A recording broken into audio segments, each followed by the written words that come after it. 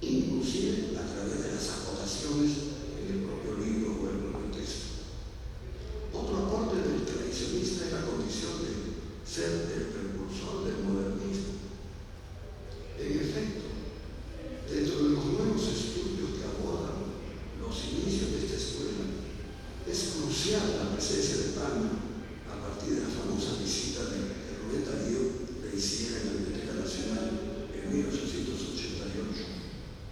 Las investigaciones actuales muestran que para modernizar la poesía hispanoamericana, el autor de Azul se apoyó, como dijo él mismo, en lo realizado por el tradicionismo, especialmente en esa necesidad que tuvieron ambos de crear una identidad propia desligada de Europa.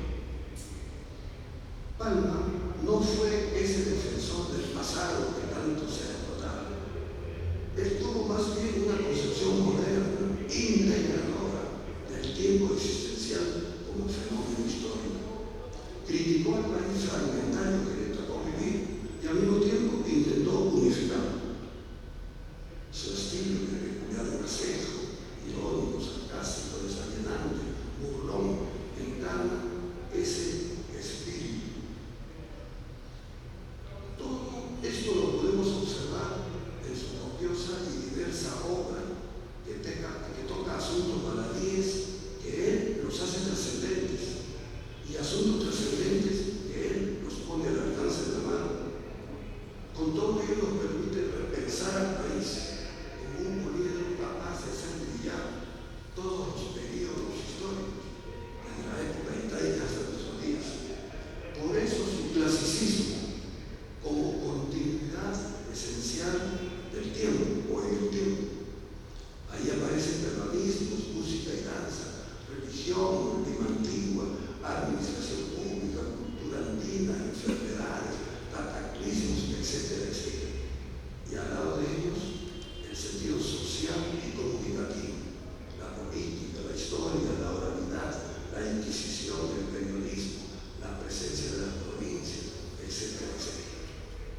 Espejo de lo que somos en una obra que semeja una novela histórica sobre el Perú.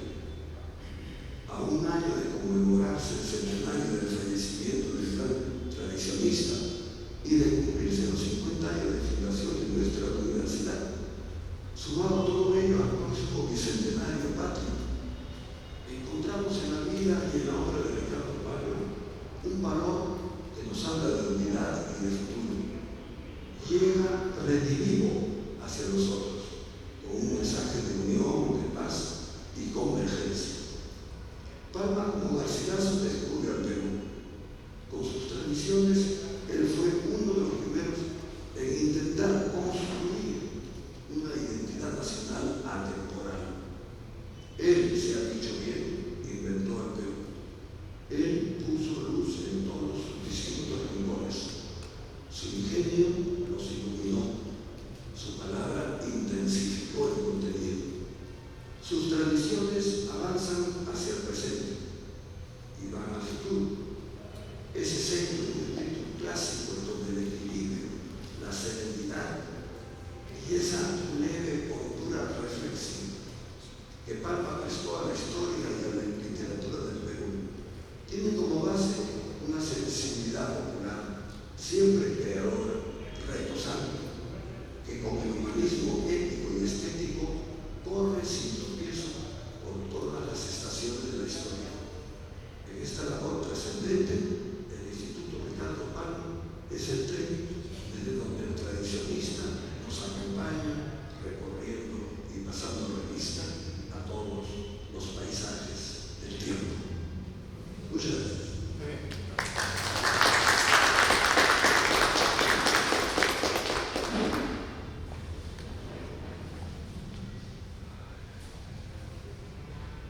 Iniciando la ronda de intervenciones, de ponencias en este 18º encuentro Revisión de las Tradiciones, escuchamos al doctor José Luis Ayala Olazábal, natural de Huancané, yatiri, adivino, además de cronista, poeta, ensayista, narrador y gran promotor de la cultura aymara. Él ha escrito poesía infantil, poesía bilingüe aymara española, narración y ensayo, poesía suscrita dentro de la vanguardia, con estudios en la Universidad Nacional Mayor de San Marcos y en la École Pratique de Haute Étude de París. Se ha desempeñado como periodista, maestro y literato sobre el clavel disciplinado, entre comillas, en una tradición verde, diserta el doctor José Luis Ayala Olazábal. Un fuerte aplauso para él.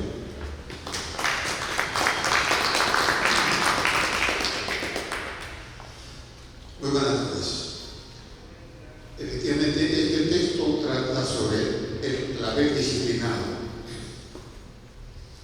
Está debidamente documentado y probado que el poeta Carlos Oquendo de Amat desciende en línea directa del virrey Manuel de Amat y Juliet, Pamella, Armeriz y Santa Pau.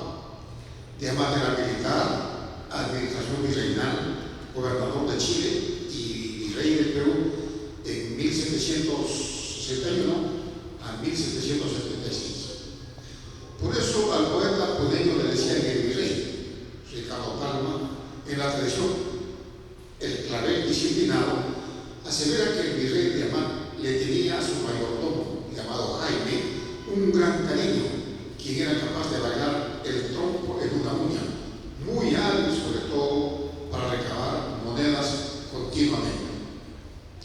Ricardo Palma narra, sí, la gente de escaleras abajo hablaba peste sobre los latrocinios, pero los que estaban sentados sobre la cola, que eran la mayoría palaciegos, decían que tal murmuración no era lícita y que encarnaba algo de rebeldía contra su majestad y los representantes de la corona.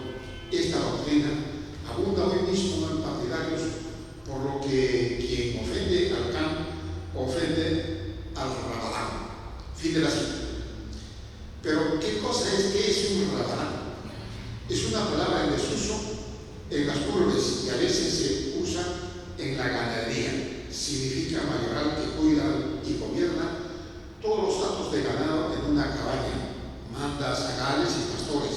Es el pastor que gobierna uno o más hatos de ganado a las órdenes del mayoral en una cabaña. Según Ricardo Palma, los clericales que decían ser católicos en su mayoría no deberían desprestigiar el acto de confesión y mucho menos al celibato sacerdotal. Es como si en un país en el que la mayoría son bebedores persistentes y las autoridades dejaran de combatir el alcoholismo.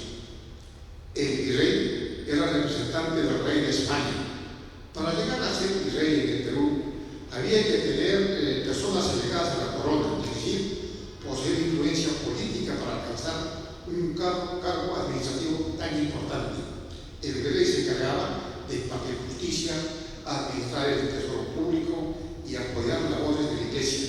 Era nombrado por el rey a propuesta del Consejo de Indias, pero a veces el rey podía nombrar a su amigo, funcionario o persona vinculada a su familia.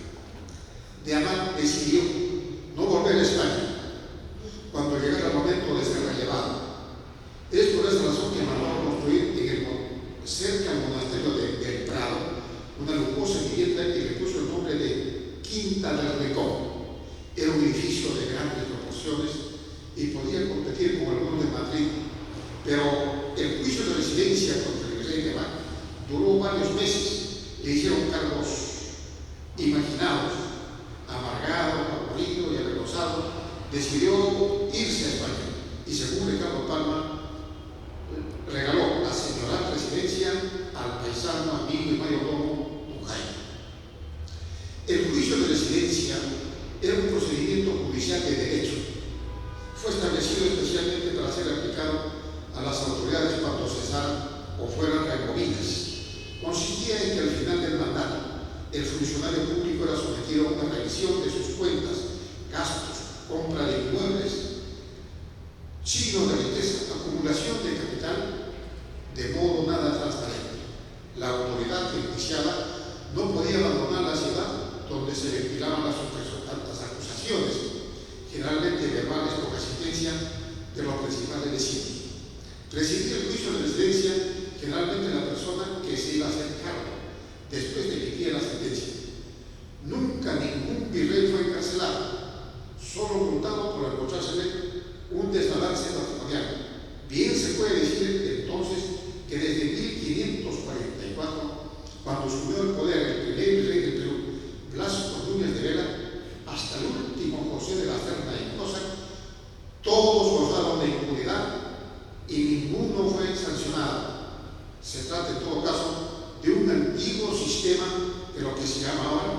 los pueblos blancos del puerto.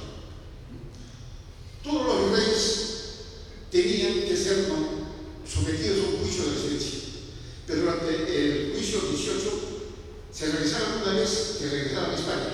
Generalmente se investigaba sus actos de referencia a la administración pública y con la iglesia. Todo era a base de testigos a favor o en contra. Una de las formas para controlar especialmente a los reyes y a los virreyes era nombrando un visitador encargado de supervisar las marchas, especialmente de la economía, pero muchos visitadores resultaron inmensamente ricos. Últimamente, el 5 de noviembre de 1913, la bancada de Solidaridad Nacional repetidamente presentó un proyecto de ley para establecer el juicio de residencia en el Perú. La idea era juzgar a los expresidentes al culminar el mandato. El proyecto consistía en enjuiciar al mandatario y no se ausente durante un año para responder a los posibles cargos que se hicieran. Se impulsó la idea de que el juicio fuera llevado por una comisión investigadora del Congreso, conformada por todos los grupos parlamentarios, de modo que la propuesta modificaba las